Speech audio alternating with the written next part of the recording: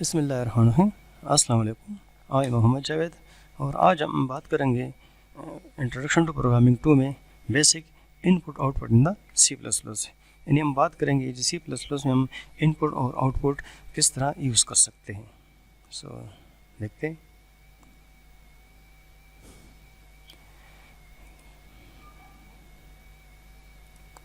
सी plus plus में देखो बहुत सी लाइब्रेरीज है जो कि हमें इस बात की फैसिलिटी देती है कि जी हम इनपुट आउटपुट के ऑपरेशन परफॉर्म कर सकते हैं। So we have different libraries in the C plus plus through which these libraries we can perform the input output operations in different styles and different ways. C plus plus में जो हमारे पास input output operation है ना, इनके लिए pre defines क्या है, जो सीक्वेंस यूज़ किए जाते हैं ना, जो प्री डिफाइंस बाइट्स यूज़ किए जाते हैं ना, उनको कहते हैं क्या, स्ट्रीम्स। सो बेसिकली स्ट्रीम्स क्या होते हैं, फ्लो ऑफ बिट्स होते हैं, फ्लो ऑफ बिट्स होते हैं या सीक्वेंस ऑफ बिट्स होते हैं। इन्हें बिट्स का फ्लो हम या तो इन करते हैं या आउट करते हैं। अब अगर flow of bits from main memory to devices हो, जिस तरह प्रिंटर है या डिस्प्ले स्क्रीन है या नेटवर्क कनेक्शन है, उसको हम क्या कहेंगे, आउटपुट ऑपरेशन कहेंगे। यानी मतलब क्या है कि जी जब डेटा मेन मेमोरी से दूसरे डिवाइसेस की तरफ जा रहा हो, जिस तरह प्रिंटर हो गया या मॉनिटर्स हो गया या नेटवर्क कनेक्शंस हो गए, इनकी तरफ डेटा जा रहा हो या फ्लो मतलब वहाँ पर हमें आउटपुट चाहिए, तो उसको हम क्या कहेंगे, आउटपुट ऑपरेशन कहेंगे। इसी तरह फ्लो बिट, जो फ्लो बिट्स है ना, इन डेटा का बहाव जो है वो प्रिंटर से या स्क्रीन से या मतलब मॉनिटर से या नेटवर्क कनेक्शन से किसकी तरफ हो, मेन मेमोरी की तरफ हो। मेन मेमोरी से मतलब हम यहाँ पर क्या कहेंगे, नॉर्मली हम कंसिडर करते हैं रैम, तो अगर मेन मेमोरी की तरफ हो तब हम क्या कहेंगे, इनपुट ऑपरेशन कहेंगे। क्लियर जी। सो ज़रा देखते हैं इसको।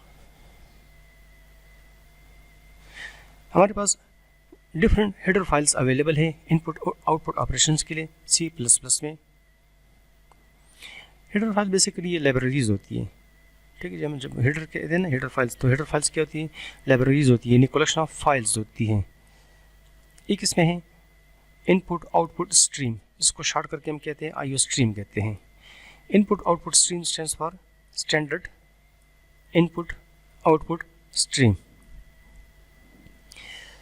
This header contains the definition to the objects like C out, C error। इसमें जिन ऑब्जेक्ट्स की डिफिनीशन पड़ी है ना, वो कौन कौन से हैं, सी इन है जो कि हम यूज़ करते हैं किस चीज़ के लिए, डेटा एंटर करने के लिए। इस तरह सी आउट डेटा डिस्प्ले करने के लिए यूज़ करते हैं। इस तरह एरर के लिए हम यूज़ करते हैं, सी एरर यूज़ करते हैं। सो इनकी डिफिनीशंस इस फाइल में, इस हेडर फाइल में आपको नजर आएगी, जो कि हम कॉमनली यूज़ कर चुके हैं। इनके अलावा हमारे पास है आईओ मैनिप है या आईओ मेन आईपी है, वाला इसको प्रोनाउंस करते हैं आईओ मैनिप। मतलब क्या है, IO manip stands for input output manipulators, यानी इनपुट आउटपुट मैनिपुलेटर्स। वैसे ये प्रोनाउंस होता है, इनपुट आउटपुट मैनिपुलेटर से प्रोनाउंस होता है। The methods declared in this files are use for the manipulating streams. जो स्ट्रीम्स हमारे पास होते हैं ना, इनपुट आउटपुट जो हमारे पास होते हैं ना, इनकी मैनिपुलेशंस करते हैं कि जी हम डेटा किस फॉर्मेट में डिस्प्ले करना चाहते हैं। तो यहाँ पर हमारे पास डिफरेंट फॉर्मेट्स के लिए डिफरेंट फंक्शंस अवेलेबल होते हैं। सपोज हम यूज़ कर सकते हैं सेट विद यूज़ कर सकते हैं। तो देखो S set W in set with, इस तरह हम सेट प्रिसिशन यूज़ कर सकते हैं कि जी हमें कितने कहाँ तक हमें पॉइंट चाहिए फ्लोटिंग पॉइंट वैल्यू में। इसी तरह हम किसी वैल्यू के डाटा के लिए वेट सेट कर सकते हैं स्क्रीन पर कि जी कितने सेट हमें चाहिए।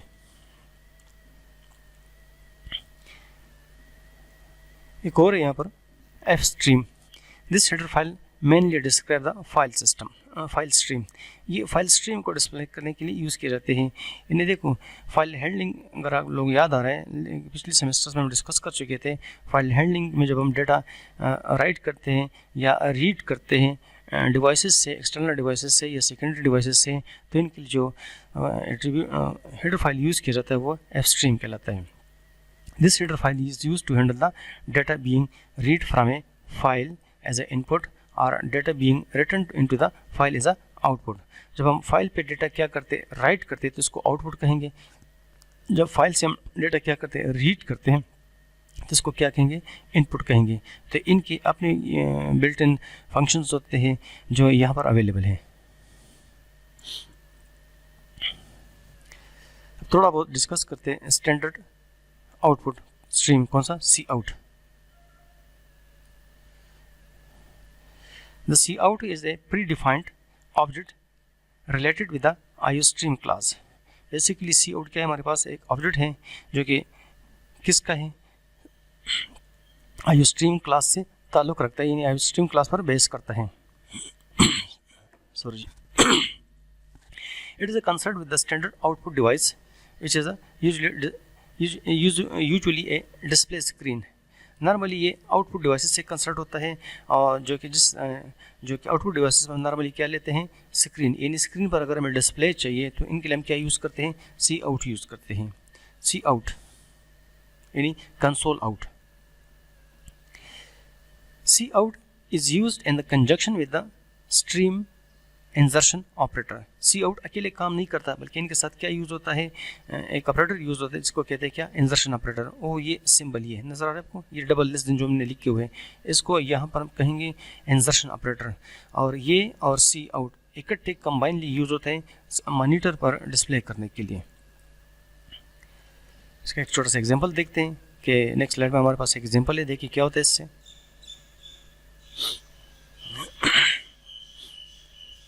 ये हमारे पास देखो कमेंट्स हैं program example for C out. इसके बाद हमने एक हेडर ले लिया, देखो ये मैं इस हेडर की बात कर रहा था हैश इंक्लूड। यहाँ पर इसको हैश नहीं कहेंगे, इसको हम कहेंगे प्री प्रोसेसर। प्री प्रोसेसर फिर कर्ली ब्रैकेट के अंदर IOStream जो हमने हेडर यूज़ किया है। फिर इसके बाद हम कहते हैं यूजिंग नेम स्पेस std। अब std यहाँ पर क्या है हमारे पास, ये हमारे पास नेम स्पेस है जिसको हम किसी और लैंग्वेज में जावा में पैकेज भी कहते हैं। सो ये कलेक्शन ऑफ रिलेटेड क्लासेस होता है। ये अलाउ करता है कि जी हम जो स्टैंडर्ड लाइब्रेरीज के ऑब्जेक्ट्स से वेरिएबल है उनको यूज़ कर सकते हैं, उनके नेम यहाँ पर हम यूज़ कर सकते हैं। मेन का फंक्शन शुरू हो गया जिससे क्या शुरू होगा एग्जीक्यूशन शुरू होती है। ये मेन की ओपनिंग बॉडी और ये मेन की क्लोजिंग बॉडी। फिर दो वेरिएबल मैंने ले लिए int space a comma b और सेमी कॉलन कर दिया, दो वेरिएबल हो गए। एक वेरिएबल में असाइन कर दिया 500, b में असाइन कर दिया 400। अब देखो मैं यहाँ पर चाहता हूँ कि जी a की जो वैल्यू है वो डिस्प्ले मैंने लेनी है, तो मैं कह रहा हूँ सी आउट और डबल कोड के अंदर मैंने एक मैसेज दे दिया वैल्यू ऑफ a, यानी एक मैसेज होगा। डबल कोड के अंदर हम जो कुछ लिखेंगे वो एज इट ही डिस्प्ले होता है, ये मैसेज डिस्प्ले हो जाएगा। फिर इसके बाद इंसर्शन ऑपरेटर की मदद से दोबारा मैं इसको कह रहा हूँ क्या a की वैल्यू डिस्प्ले करूँ, तो a की वैल्यू डिस्प्ले हो जाएगी। फिर इसके बाद अगर सेमी कॉलन लाइन टर्मिनेट हो गई, इसके बाद मैं कहता हूँ cout insertion operator in display करो बैकस्लैशन एस्केप सीक्वेंस है जो कि न्यू लाइन पे हमें क्या कर देगा पॉइंटर को पहुंचा देगा और वैल्यू ऑफ b इक्वल ये मैसेज आ जाएगा, डबल कोड क्लोज हो जाएगा। फिर इसके बाद मैं कह रहा हूँ क्या इंसर्शन ऑपरेटर और क्या करो b की वैल्यू प्रिंट करो, तो b की वैल्यू प्रिंट हो जाएगी और रिटर्न 0। अच्छा रिटर्न 0 का ताल्लुक इससे ये जो मेन के साथ इंड नज़र आ रहे हैं इन के साथ है। अगर आप यहाँ पर वर्ड लिखते हैं फिर आपको रिटर्न 0 लिखने की ज़रूरत नहीं है क्योंकि ये रिटर्न टाइप है। रिटर्न टाइप हमने इंट मेंशन किया हुआ है तो इसलिए हमें यहाँ पर रिटर्न 0 लिखना पड़ता है। ओके जी, देखते ज़रा आउटपुट इसका। ये देखिए इसका आउटपुट है value of a equal 500, value of b equal 400 etcetera etcetera. हम एक काम करते हैं इसकी ज़रा कोड करके देखते हैं, ठीक है जी। ओपन करता हूँ ये और न्यू करता हूँ प्री प्रोसेसर इंक्लूड IOStream। अच्छा देखो टाइम बचाने के लिए मैं क्या करता हूँ, मैं वीडियो को पास करता हूँ और क्योंकि से हमारी वीडियो भी ज़रा शॉर्ट हो जाएगी, लेंथी होने से बच जाएगी, और कोड करके मैं दोबारा रन कर दूँगा इसको। देखो ये हमने इसकी कोडिंग कर दी है, ठीक है। लिखा हुआ है क्या फर्स्ट लाइन पर हमने कमेंट्स दिया है, फर्स्ट लाइन पर हमने कमेंट्स दिया है कि जी क्या इन एज इट वही प्रोग्राम है, program example of C out. फिर नेक्स्ट लाइन पर प्री प्रोसेसर इंक्लूड IOStream, फिर नेक्स्ट लाइन पर using namespace space std, फिर इंट मेन और ओपनिंग ब्रेसेस, फिर int space a comma b semicolon, फिर ए में हमने असाइन कर दिया 500, बी में असाइन कर दिया 400 और दोनों में सेमी कॉलन दे दिया। फिर कहता हूँ सी आउट करो, इसको जरा आगे कर लेता हूँ, ये इंडेंटेशन किया करे इससे प्रोग्राम रीडेबल होता है। सी आउट और डबल लेस देन का मतलब क्या है, इंसर्शन ऑपरेटर। फिर डबल कोड मैंने मैसेज दे दिया वैल्यू ऑफ ए, ये ए ज़रा मैं कैपिटल लिखता हूँ। आप इस जैसे लिखेंगे ये ऐसे डिस्प्ले देगा। यहाँ पर लिखता हूँ बी, ये ठीक है जी। रन करके देखते हैं।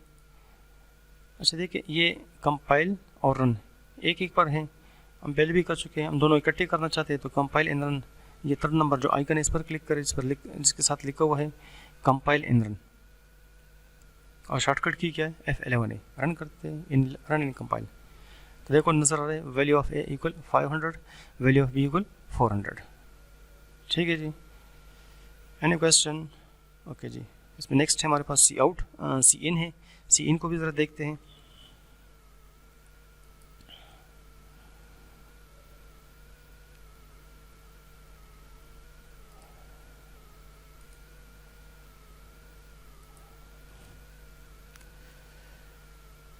Cin is a predefined object related with the iostream class.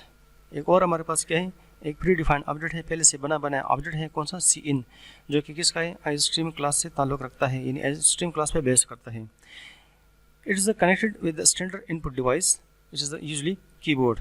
ये नॉर्मली किस से कनेक्टेड होता है, कीबोर्ड से। यानी आप कीबोर्ड से अगर डेटा एंटर करना चाहते हैं तो इनके लिए आप क्या यूज़ करेंगे, सी इन यूज़ करेंगे। सी इन के साथ जो कंजंक्शन में ऑपरेटर यूज़ होता है वो क्या है, वो एक्सट्रैक्शन ऑपरेटर कहलाता है। ये एक्सट्रैक्शन ऑपरेटर जो कि ये है, ये डबल ग्रेटर देन इसको कहते हैं, लेकिन हम ग्रेटर देन नहीं कहेंगे बल्कि क्या कहेंगे, extraction operator. To read the input from the console. याद रखिए हम चाहते हैं कीबोर्ड के ज़रिए डेटा देना चाहते हैं during the run time, during the execution time, तो क्या करें, इसके लिए हम सी इन यूज़ करेंगे। छोटा सा एग्जाम्पल्स कर देखते हैं। प्रोग्राम एग्जाम्पल फॉर सी इन है, pre processor include IO stream हो गया, फिर यूजिंग नेम स्पेस एसटीडी, जो कि हमारे पास क्या है, एक नेम स्पेस है, और जो क्या करेगा, जो अलाउ करेगा जो लाइब्रेरीज के ऑब्जेक्ट्स हैं, ये मैं एसटीडी की बात कर रहा हूँ, एसटीडी नेम स्पेस है, जो कि अलाउ करेगा जो लाइब्रेरीज है उनके ऑब्जेक्ट्स और वेरिएबल के नेम हम यहाँ पर यूज़ कर सकते हैं। फिर मेन का फंक्शन है जिससे एग्जीक्यूशन स्टार्ट होगी, ये मेन की ओपनिंग बॉडी यानी ओपनिंग ब्रेसेस, और ये मेन का क्लोजिंग ब्रेसेस, और ये मेन की अंदर जो हमने स्टेटमेंट लिखे हुए हैं। सो इंट स्पेस ए कामा बी कामा सी, तीन वेरिएबल हमने ले लिए। फिर सी आउट, और इसके अंदर हम कहते डबल कोड के अंदर मैं इसको कहता हूँ बैकस्लैश n, यानी न्यू लाइन पर एंटर वैल्यू फॉर ए, ये एक मैसेज आ जाएगा, सेमी कोलन। अब देखो ये मैं इसकी बात कर रहा था, ये वाला नजर आया आपको, सी इन इंसर्शन एक्सट्रैक्शन ऑपरेटर ए। नॉर्मली हम एक्सट्रैक्शन ऑपरेटर नहीं बोलते, बस सी इन डायरेक्ट बोल देते हैं, तो इसका मतलब इसका एक ही होता है। अच्छा, जब हम कहेंगे सी इन तो लाजमन इनके साथ यूज़ करेंगे क्या, एक्सट्रैक्शन ऑपरेटर यूज़ करेंगे। सो ये वैल्यू लेगा सी इन ऑपरेटर, यानी सी इन से वैल्यू लेगा और स्टोर करेगा किसमें, ए में रख देगा।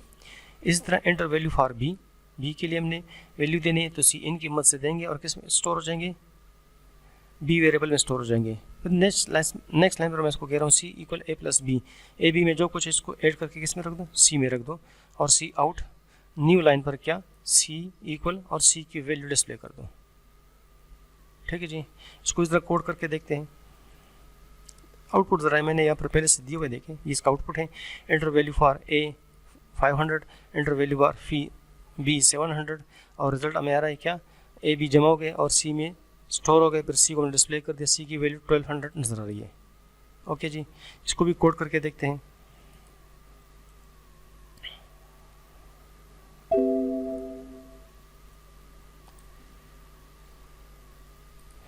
अच्छा, मैं भी दोबारा टाइम बचाने के लिए क्या करता हूँ, वीडियो को पॉज करता हूँ कि हमारा टाइम बच जाए, फिर हम आगे बढ़ते हैं।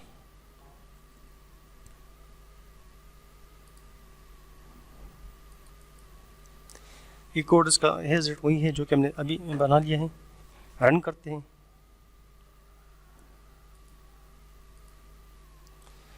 देखो एंटर वैल्यू फॉर ए मैं दे रहा हूँ क्या, 900 एंटर किया मैंने, ये ए में स्टोर हो जाएगा। फिर दे लो वैल्यू दे रहा हूँ 600 एंटर वैल्यू फॉर बी, तो बी में स्टोर हो जाएगा। ये देखो रिजल्ट हमें आ रहा है क्या, सी इक्वल 1500। इसका फ़ायदा क्या है सी इन का? सी इन का फ़ायदा ये कि आप run time variable value assign करते हो, जबकि इससे जो शुरू में हमने प्रोग्राम देखा था उसमें पहले से वैल्यू पड़ी हुई थी और रिजल्ट वही आ रहा था, बस फिक्स रिजल्ट था, जबकि ये आपको डायनामिक रिजल्ट देता है। मेरे ख्याल में थोड़ा बहुत आप लोग समझ गए होंगे। बहरहाल फिर भी कोई क्वेश्चन आपके जहन में आ सकता है, ठीक है जी, आप लोग कांटेक्ट कर सकते हैं मेरे दी हुए ईमेल आईडी पर या सेल नंबर पर। Thank you ji.